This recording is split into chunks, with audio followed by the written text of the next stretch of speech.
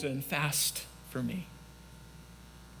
Do not eat or drink for 3 days, night or day, and I and my attendants will fast as you do. And when this is done, I will go to the king, even though it's against the law. And she says this: if I perish, I perish. And she committed herself to a mission that was worth dying for. She left her pleasure and her prestige and the fact that she's just a pretty face, and she decided that she would work towards something that's higher and better.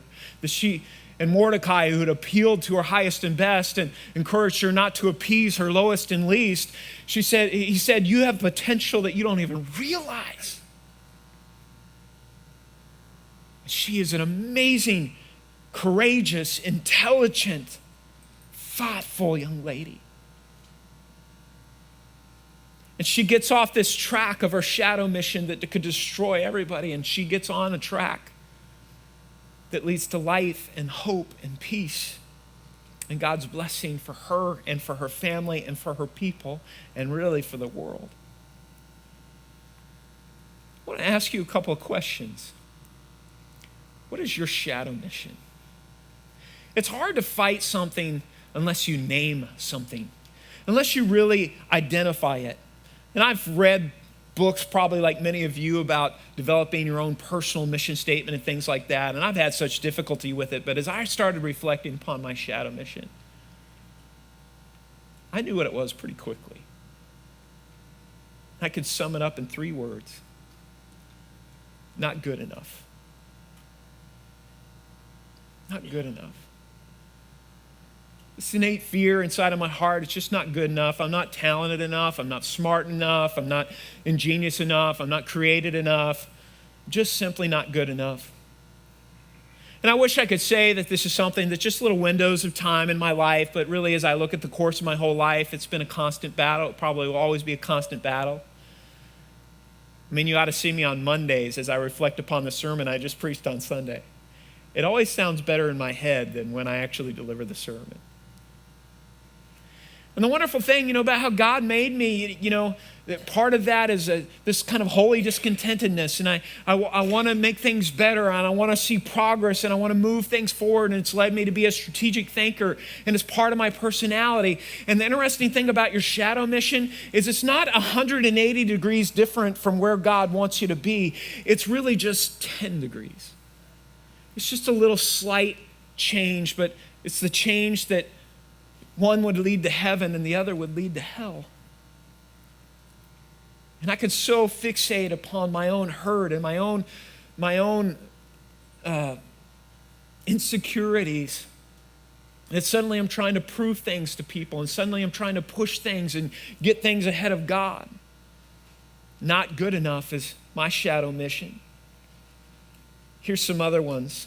I'll give you my top 10 list of shadow missions. Just give me home, health, and a hefty 401k. It's a lot of people's shadow mission.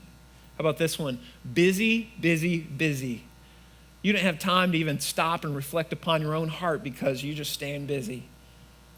How about this one? I don't care who's in charge as long as it's me.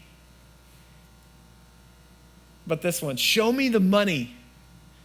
Money's going to buy me health and happiness. It's all about me. How about this one? Maintaining hidden addictions. Our addictions are always a shadow mission of our life. They put us in a prison. I'll think about it tomorrow. You find yourself just kind of kicking the problem down the curb. I just don't want to think about it right now. I'll think about it tomorrow. I'll deal with that financial issue tomorrow. I'll deal with my marriage tomorrow. Tomorrow never comes. Looking nice while avoiding conflict at all cost. Climbing the ladder first and putting people second. Just if I could get ahead, if I could just get that promotion, if people could recognize how talented I am. How about this one? This is the last one. Shop till you drop. I just like shopping. It just calms my nerves. I just got to go shopping. I just got to acquire things. I just got to get that. Our shadow missions so corrupt our life. In fact, as I was coming out here to plant this church, I had a good friend, and his shadow mission just came, and he gave into it, and it corrupted his marriage. He lost his family, he lost his ministry, and all of his hopes and dreams were just dashed, and his potential was diminished, all because he decided that he would give in to his shadow mission. And that temptation is upon you, it's upon me. All of us have a mission, and all of us have a shadow mission. So what happened in the story? Esther courageously stands in the inner court of the royal chambers, and she stands there. And you can't miss the drama of the moment, because it literally meant life or death. And the king catches a glance of her, and he raises his royal scepter.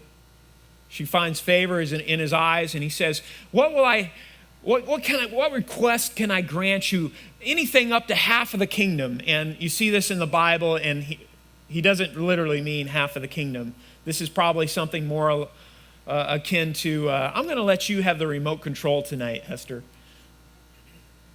This is favor. And so she understands the king and understands who he is, and so she invites him to a party. Him and Haman. And Haman's like, oh, the queen invited me to a party. And Xerxes never turned down a party in his life. And so he goes to this banquet. At the end of the banquet, he says, what request can I grant you? Anything up to half of the kingdom. And she says, well, come back to another party I'm hosting tomorrow night. And they come back to another party, and they're having this great time. And he says, what request can I grant you? Anything up to half of the kingdom. And she says, come back and I'll tell you what my request is tomorrow. And that night, something amazing happens.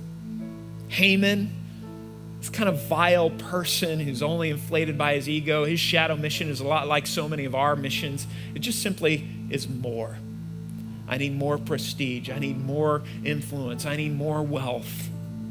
And he's talking about how great he is and how he's been at this queen's party. And he said, the only thing that's lacking is this stupid Mordecai.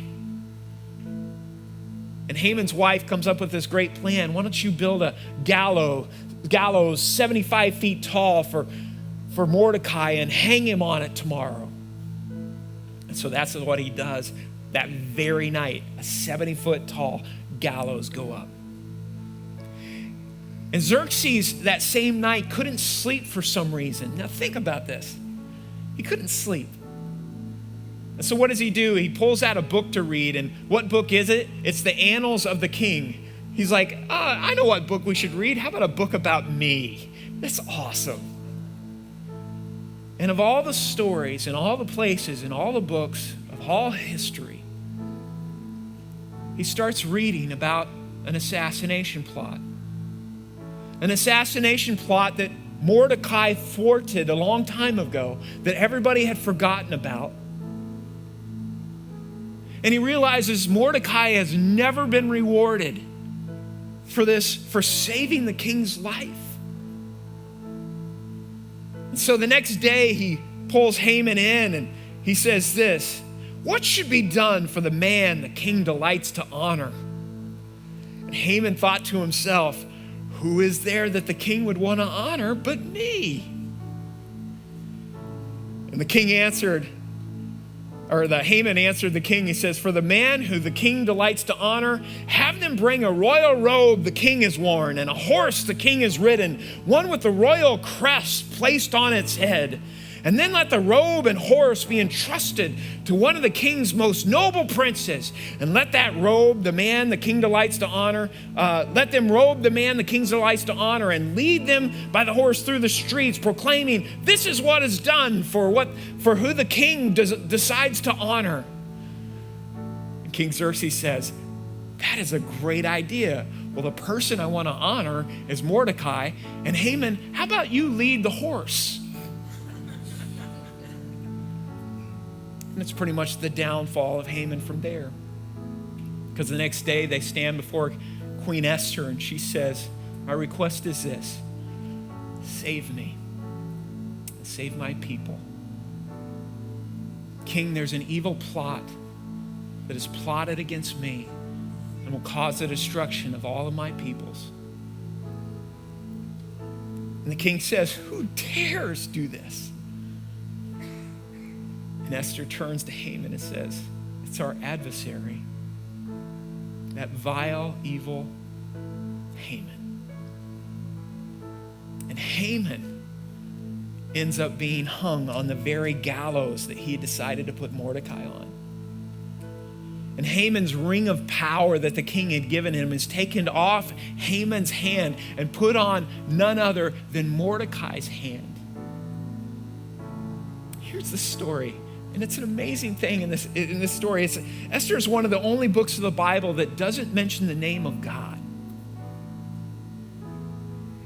And yet you see God's hand and fingerprint and influence everywhere.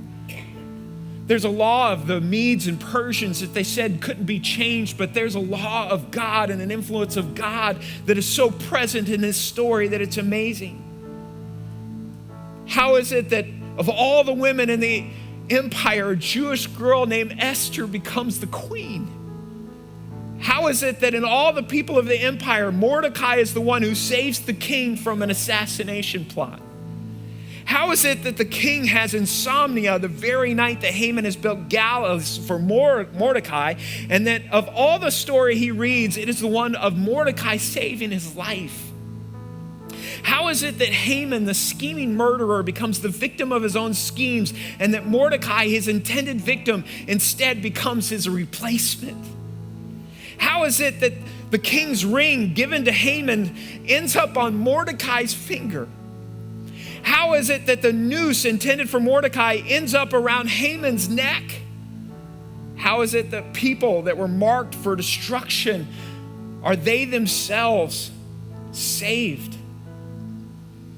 Even in Jewish exile, where there's no Jerusalem and no Sanhedrin and no temple and no sacrifices, God is present, unseen, unnamed, but he's in work at all the scenes of this story. And let me tell you, he's at work in you, even though you don't see him, even though you don't call him by name. He's at work. He's working to bring about his purposes in your life. And the shadow mission of your life is at war with everything that God wants to do.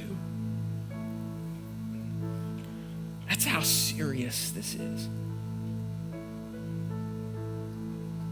We can get so lost in our own selfishness and our own pride, chasing off things that are dark and sinister. Or we can turn to a God who's entrusted us with his purposes. And just like Mordecai did with Esther, he says, Esther, you don't realize that you're not just a beauty queen. You're someone who is supposed to redeem my people. You're someone who's carrying the very promise of God. You're someone with an unbelievable plan, and who knows that you're in the position you're in right now for such a time as this. What is your shadow mission? And who is your Mordecai? Who have you given permission in your life to speak into your life and say, you know what? You're chasing after the wrong dream. You're selling yourself short. You're going after the wrong things. Who knows but that you've arrived at this position for such a time as this? Would you bow your heads and close your eyes with me today? Maybe here and you're saying, you know what, Pastor Craig, I can really relate with this shadow mission. I can relate with just kind of drifting off into obscurity and selling myself short and chasing after the wrong things and trying to acquire so much and chasing after my own pleasures or being lost in my addictions. I want God's plan for my life. I want to surrender to him. all that I have, all my talents, all my treasures are